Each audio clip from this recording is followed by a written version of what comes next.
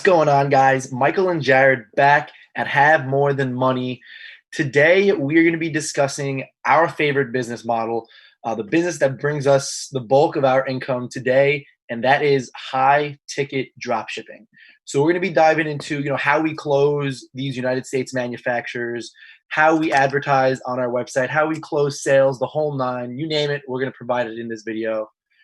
Jared? Yeah, I mean, this is the real way to build a business online. We're building a legitimate corporation, like a Wayfair, a Walmart. We're building our own version of these companies selling primarily expensive things. And, it's the best way to honestly build a business online. Some of the reasons are one, you're making a legit relationship with a legitimate brand in the United States. You're not drop shipping something from China, but you're actually taking a real partnership, making it a real partnership, something that will last, not for 1 month or even a year, but for years to come. And essentially, what you're doing is you're closing that supplier, and then you're just putting the products on Google Ads. So people that are looking to purchase are going to find you. Think about it. Like, let's just say hypothetically, you were selling, a stereo system. Then anytime someone might Google, Bluetooth stereo system, they might find you. Or even better, let's say the brand, if it's a random brand, then when people Google that brand and then the word stereo system, they're going to find you and they're ultimately going to buy. Because think about it, the people that you're paying for are already looking to buy the product. It's just you're coming up when they search on Google. So it's not like you're running a Facebook ad going fishing for buyers. The buyers are actually looking for you, and you're coming up, and you're just, the buyers have an issue, they have a problem, and you're the solution, is essentially how it works. Yeah, and I mean, what Jared said about the Google ads, in our opinion, we've done both. We have experience trying to source AliExpress products. We didn't try to build a real brand. Pretty much, there's a very popular business model out there where you try to get a product to go viral and then you drop ship it from AliExpress. That is not, like I said, that's not what we do. Let's just backtrack a little bit, before we dive into the ads and all of that, into what we mean by high ticket items. So when we say high ticket, we don't look at a product or a product type unless they are $500 in value. So, our sweet spot is, I would say, around $2,000 to $3,000. But when it comes to high ticket dropshipping, there really is no limit. I just made my biggest sale ever a week ago. I sold a $32,000 item. One sale cost $32,000 in revenue. It was absolutely mind blowing. But that's really what I want to say with that humble brag right there is there's no cap when it comes to how expensive of products you can sell, because if people are, if these United States brands are creating them, people are buying them. So these manufacturers aren't just going to manufacture products that people aren't looking for. So the suppliers, I guess, would be the first place to start. As we mentioned, these are United States brands. So what you can do when it comes to dropshipping is you can try to build your own brand. Usually that means AliExpress, which is a viable route. Building a brand can be very cool, but the products usually aren't expensive. But what we do is we take already established brands and we become an online retailer for them. Like Jared said, Wayfair is a perfect example of this. Wayfair is 90% drop shipping, which is so crazy because so many people think they have all these warehouses all across the United States when in reality they don't really hold a lot of inventory themselves. They drop ship just like we do. Yeah, and I mean, as Mike mentioned, you can go about the route of building a brand, but it's like, think about it logically. Like, what makes more sense to find success? Trying to build your own brand or just trying to sell an already established brand? It's trying to build a brand. It's going to take you so much trial and error to find something that people are actually interested in. But it's like, to do it the way we do it, it's like you're taking a brand that's already established and just selling them on your own website. It's a worlds of difference. It's, ultimately one just makes more sense. One just sounds like it's going to have a better chance of succeeding than the other one. Yep. No, exactly. And listen, I know people who have built brands and have had some pretty good success, but like Jared said, it is just it's completely two different journeys that you have to take when you're trying to start a brand, and you have to get all the exposure yourself. Whereas these brands, like I said, some of the suppliers that we work with, and suppliers and brands go synonymous when we use those terms, just so you guys know.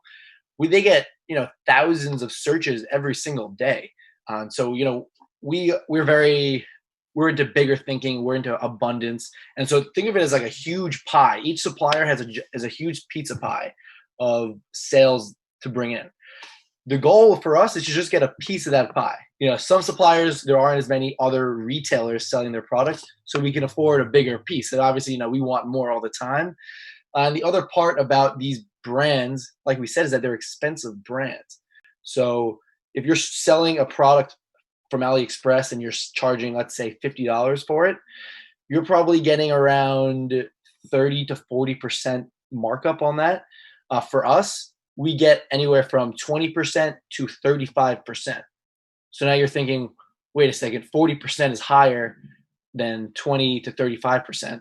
But when you factor in that we're selling $5,000 items, 20% of $5,000 is, I think that's self-explanatory. Yeah, I mean, and that just is a main reason why this business model is so much easier to succeed, is because think about it, like if you're gonna pump money into advertising, but you're only gonna profit $20 to $30 per sale, and that means you have to make a sale every time you spend $10 to $15 to even make something. But for us, it's like, we have sales that we've made that were as much as $4,000 profit. So it's like, think about it, we can pump 100, 200, 300, $400 and make one sale and still make a lot of money. And I mean, that's why, this business model actually works. That's why people doing this are actually making a full-time living, and why, when it comes to Facebook ads and AliExpress, the only people that are actually making a living doing it are the ones selling courses, because the business model itself is unsustainable and in a lot of ways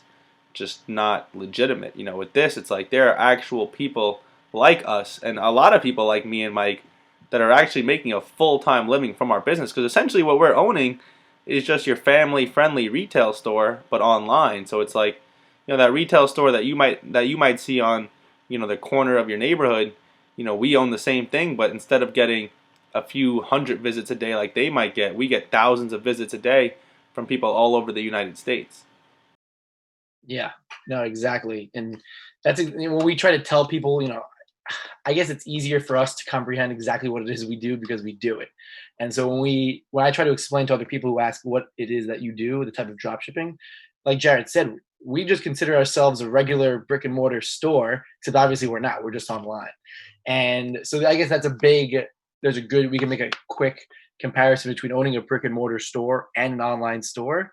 When you own a physical retail store, you are limited to the people in the zip code, the tri-state area, whatever. There's only a certain amount of people that you can really get into your store. But when you sell online, the possibilities are the entire country. Our advertisements go to all the states, I think, except Alaska and Hawaii, because sometimes shipping can be tricky trying to get freight shipments there.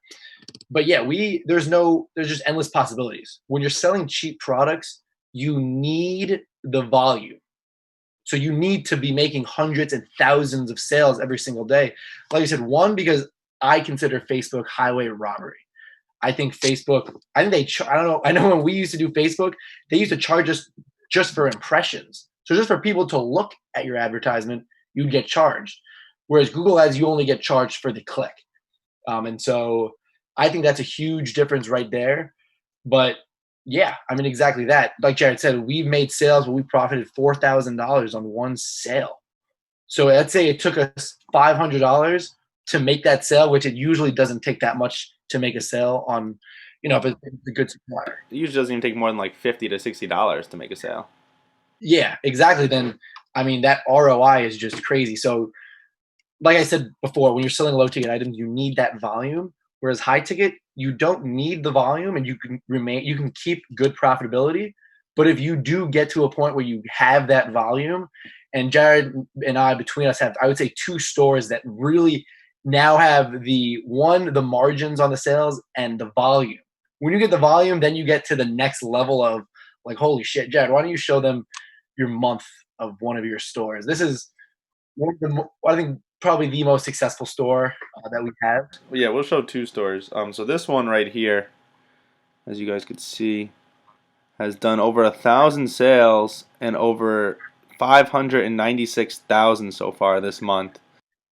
And swipe to the week. Just swipe to the week so we know it's those are real screenshots we're looking at. Because I mean, I wouldn't believe you myself, honestly, if I was looking at this week. What do we got? 120 orders, 84K. And now, what's really interesting is that this store obviously does really well, but this other store, this one really gets me the most fired up because this one we've only done 100 sales and we're at 281K. And I mean this is a $2,800 average order value. I mean that's what really gets me excited because the other one we did 1,000 sales, and let me tell you guys something. Being the owner of a store that does 1,000 sales, as much as there is a lot of reward and there is a lot of money involved, there's a lot of stress and a lot of upkeep. We have 4 employees working full time now, and I mean they're in the Philippines. We pay them $4 an hour. It's like there's obviously a lot of hurdles with people being so far. Whether it's not showing up. The Philippines has a lot of power outages, so it's definitely stressful. And having 1,000 sales is not it's not easy to do. You don't just make the money and it doesn't come for free. There comes a price, and that price is responsibility.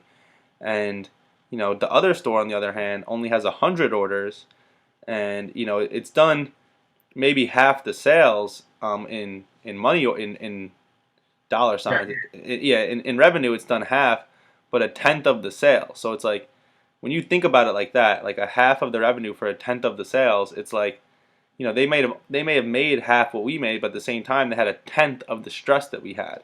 And that's the thing about high order values is less sales but bigger margins will ultimately lead to less stress than more sales, because you're gonna have when you have 10 times as many sales, that ultimately will mean 10 times as many angry customers. And I know everyone likes to think they're going to be this perfect businessman, but what that store that has 1,000 orders gets around 100 calls a day, and it's like we can't possibly answer all of them. We'll answer half of them, honestly, really. And so it's like at that point you have 40 to 50 people that just think you're a terrible business, and it's almost impossible to keep up with. Obviously, I'm still working on hiring better employees and new employees because I can't keep dealing with the same stress. But the point of the matter is that high ticket, it's worth your time, it's worth your money. I remember one time, a funny story was back when me and Mike were in college and we were doing low ticket together, and he was closing a low ticket sale over the phone, and I remember he seemed so stressed out, so excited, and ends up closing the sale, and we get the Shopify ka-ching, and it was like $20. Yeah. And I was like, dude, you were on the phone with that guy for 20 minutes, and how much did we make? He's like, yeah, like $5. So like, what are we doing here? And now it's like the same scenario. It's like Mike is hopping on the same exact calls that take the same amount of time, but instead of it being a $20 sale where we profit, $10, it's a $2,000 sale and we profit 500.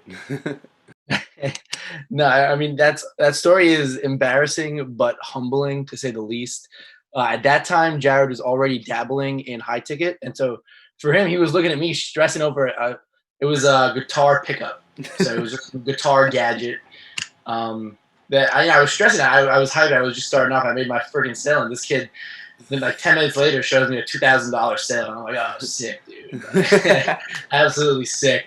But yeah, just to backtrack on what Jared said, more money, more problems. So the more sales you make, the more troubling it's going to get. Which is why high ticket's so awesome, because you can make less sales and just have less headaches overall.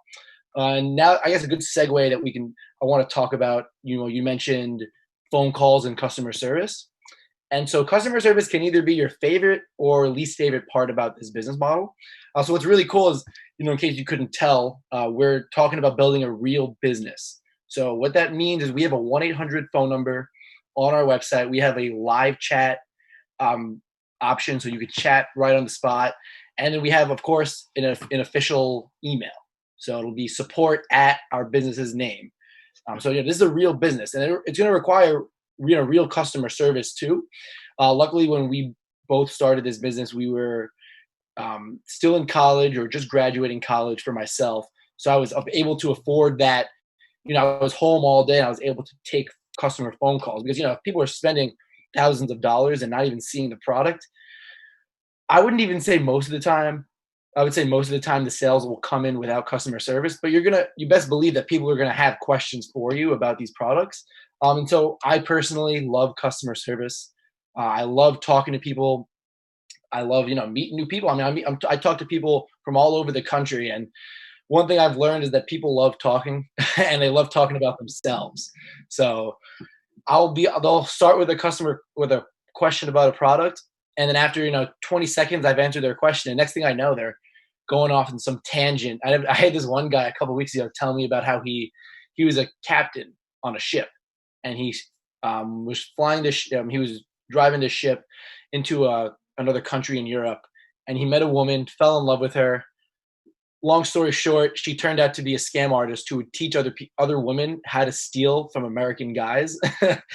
And so that story took like 45 minutes, but I actually enjoyed that interaction with this guy. Like, luckily, I wasn't doing anything important at the time, but my point is that building real connections with supplier connections are awesome.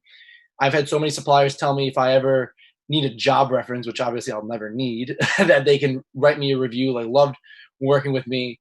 And two, connections with customers. I know in my heart that I'm selling quality products to people who want the products. Like, I'm not forcing anyone to buy. I'm selling them good products, and that makes me feel really good, Jared. I think you can say the same. Yeah, it's funny that you say that you love customer service because, at this I couldn't be any more of the opposite at this point. Um, keep the customers away from me. I'd rather not talk to any of them as much as possible. Most of the time, I literally won't answer the phone. I mean, obviously, people should be doing it for me, but even if they're not, I still refuse to do it. But I will say that, you know, when it comes to customer service, even if you hate it as much as I do, a lot of the time those calls, will be worth your time. Because think about it, sometimes a 10-minute call or even shorter can be worth hundreds, if not even thousands of dollars for you. So it's like, when you think about it in perspective, me and Mike used to work jobs where we would work a whole summer just to make $2,000 or $3,000, and now it's like we'll get phone calls where we'll make $2,000 or $3,000. So it's like, the customer service, it really is worth it, especially if you're a beginner, especially when you're first getting started. It's going to be one of the most exciting, parts of the whole journey for you. Is you built the website, you have products on the site, you're running ads, and now people are clicking the ads and calling you and ready to buy, and ultimately, you'll be fired up. But when you get to the point that we've gotten, I mean, or at least I've gotten, because he still likes it, but when you get to the point I've gotten, you don't want to deal with customers anymore. And then the second thing that Mike mentioned, which was, selling high quality products. One, we're selling real things that people really need.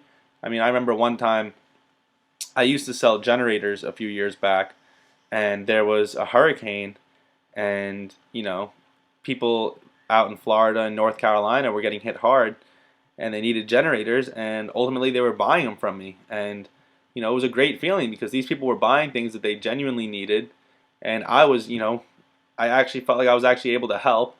And the best part about it all is that we're not marking up prices. We're actually selling them for as good as anyone online, because when you work with these manufacturers, you're not buying it at retail and marking it up. You're telling these manufacturers what you want to do, that you want to pretty much drop ship their products at wholesale price. So, we can sell at retail for as low as anybody else online and then buy it for wholesale. So it's like we're running a legit business. We're giving great prices on products that are actually beneficial to the customer, things that people actually need. We don't need to really sell the customers on the products because they're already sold themselves. They know they need it. They Googled you because they needed it. So like 50% of the selling is already done before they even call you. And then by the time they call you, you just got to be a good guy, a helpful person, and you'll ultimately close the sale. Yeah, and I love that last part. I'm glad you brought that up, Jared. How you don't really need to be selling anybody. Obviously there are sales tricks that you can apply to pretty much anyone who's looking to buy something. But I guess I just want to make another comparison to the low ticket game and selling on Facebook. Um, people don't. People's main intent is not to buy on Facebook. You scroll, you look through memes, you connect with family. You don't go on Facebook to buy. And so that's why when I think, we had a hurdle selling on Facebook. We made some sales, but it wasn't enough to remain profitable. But why it's so tough is that you need to almost catch your audience's attention. You throw like a crazy emoji in the title. You say something like, stop, like this is so crazy. You have to do a crazy amount of selling just for people to get to your product page. And so what's so awesome about Google Ads is that, and I can't get this out of my head. Every time I talk about this, I get so passionate about it just because Google Ads are just an insane upgrade where people are searching for the product that you're selling. So I know Jared mentioned generators. So just to give you guys some ideas, you can sell anything that's expensive. You can try to sell. Ovens, refrigerators, generators, fire pits, anything. No matter how expensive, these are the kind of things that we sell, and people are looking for them online. So just to give you a brief idea of how it works, there are two types of campaigns that we run. One is people searching for just the product type. So people will search backyard fire pit. And then another campaign where people will search the actual brand names of the brands on your website. So if someone's searching the brand name that you have, that is just crazy warm traffic. I don't know how to put it into words, but that is just crazy warm traffic, and they are very likely to buy. So Google ads are just, in my opinion, an entire step, 10 steps above Facebook ads. Yeah, and I mean, a lot of people think that, oh, I need to start with low ticket and then I'll do high ticket after, and that's just absolutely not true. I mean, if you're watching this and you've never started an e-commerce business before, then it's like, don't even waste your time doing low ticket. Don't think, oh, let me start selling cheap stuff first and then work my way up to high ticket. It's like, it is so much harder to sell cheap things than it is to sell expensive things. It's so much easier to be profitable when the margins are bigger and better. So it's like, don't even waste your own time. You know, work with us, or anyone that's teaching high ticket. Work with them as opposed to any of these low ticket gurus that are just gonna take thousands of dollars from you or tell you to keep testing, and until you've tested 50 products and are down $20,000 and haven't made a single penny. It's like, what we teach, if you're not making money within $100 to $200 of spending, then we're gonna do some reassessing. Like, that's the difference. Is like, these low ticket gurus, they're able to keep you waiting because they tell you, oh, you're not making money because you need to test more. And it's like, the way we do things is not like that at all. It's, if you've spent a few $100 and you haven't made sales yet, then either something's wrong with the ads or the products are terrible. And that's that's ultimately what will happen. I've never actually been a part of a store that has spent over $300 and didn't make a sale. I mean, I just launched. I've actually just been a part of two stores that launched within the last 2 weeks, and one of them didn't make a sale within the first $200, but by the time it spent $300, we had already profited over $1,000. And that's the beautiful part about this high ticket business, is that one of our students literally spent $300 in ads, and by the time he did that, was already profitable. There's very, very few people out there, very few mentors, very few coaches, very few businesses out there where people are actually doing those type of numbers. And with what we're teaching, it really is legitimate. People really will only spend a few $100 and be profitable. Yeah, no, exactly. And you said it so great because the way we look at it, I think we might have touched upon it a little earlier in the video. We look at every supplier as a stream of income. So, when you're selling and you're waiting for a product to go viral, that is very dangerous because it's all in that one product. Whereas for us, we have suppliers who, you know, we have one supplier that brings in hundreds of thousands of dollars in revenue a month. So think about that, $200,000 in revenue for one supplier. And then we have other stores that are much more diverse, where instead of one supplier bringing in $200,000, we have one supplier bringing in $10,000, another bringing in $30,000, and they're coming from each and every way. And so what you can look at it as that, whereas let's say you have one supplier that maybe only profits you $500 a month, you can always work on getting other ones and bringing them into the mix, where eventually you have a filled out catalog, excuse me, of suppliers that are bringing you money.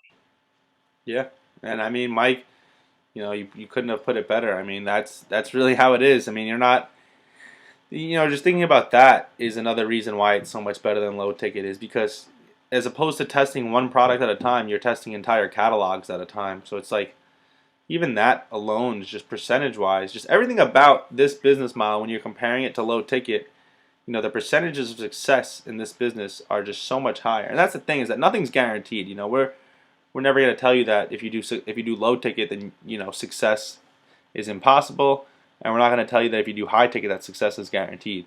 But if you're going to do a business, if you're going to do an online business, then you might as well do the business that has the highest chance of you succeeding. The one that ultimately actually can make you financially free, can actually allow you to live your dream life. I don't know anyone that's actually financially free from doing low ticket, but I do know a bunch of people that are doing it in high ticket that literally make it full-time living, and we're two of them. Me and Mike literally make our full-time living off just drop shipping. Yeah. And I think the last point that I really want to nail home about why I really love high ticket dropshipping is you are building a valuable asset. And assets, for anyone who knows anything about wealth, assets are so important. The dumbed down version is assets is anything that puts money in your pocket. But I also consider an asset something that eventually you can sell off down the road. And so I personally don't think that if you have a viral product that's making your store, like a low ticket viral product that you're selling thousands of dollars worth, you can't sell that store. Now, if you're building a brand from AliExpress, that is definitely an exception. You can sell a brand. But when you have a high ticket store that profits, let's say $5,000 a month, which is good. I would say that's a full time. You're able to live on that. Our stores do more than that, but let's say $5,000 a month, and it does that consistently over, say, 6 to maybe 12-month span. You can now sell that store for 20 to 25 times what it generates in profit for a month. So, we've talked about in other videos why having a business over a job is so important. When you work a job, you can't sell off your position at some point. Like there's gonna be a time down the road where me and Jared's favorite online businesses, as tough as it's gonna be, because our businesses are our babies. We care for it, we look after it every single day. But there's gonna be a time where we want to sell that off, and luckily we haven't crossed that bridge just yet. Our mentors have crossed that bridge, and they've sold stores for as expensive as $200,000, and stores on the smaller side that have sold for $80,000. Just a payday. And so that's really great to keep in mind, where maybe your profits aren't where you want them to be, but just know that you're building a valuable asset that one day you'll be able to sell off. Yeah, and I mean that's really, the best way to put it is that you can't sell a job. I mean, not only can you not sell a job, you have to pay someone to take a job. But when it comes to an online business, specifically a high ticket e-commerce store, the way we do it, you can sell it. The thing is with a low ticket is you usually can't sell it either, because people that buy stores like to see stores trending up, and a low ticket store, it trends up for a month or two and then trends right back down. So I mean, in the end of the day, guys, what you're making is not even that. It is important, but what's really important is the fact that you can potentially sell it for hundreds of thousands. We're teaching how to build real 6- and 7-figure assets. So if you like this video and you want to learn from us, we offer mentorship. We have 3 different plans, and we also have a free ebook that we're giving out to anyone in exchange for nothing but an email. So if you're interested, check out havemorethanmoney.com, and feel free to contact us. I'm going to put our Instagram and Twitter on the description. And if you're interested in getting mentored, please sign up or message us, and we're happy to work with you. Yeah, and you guys have any other questions, or you want us to do videos about any other part of the business model, drop a comment below and we'll make a video about it. See you in the next vid.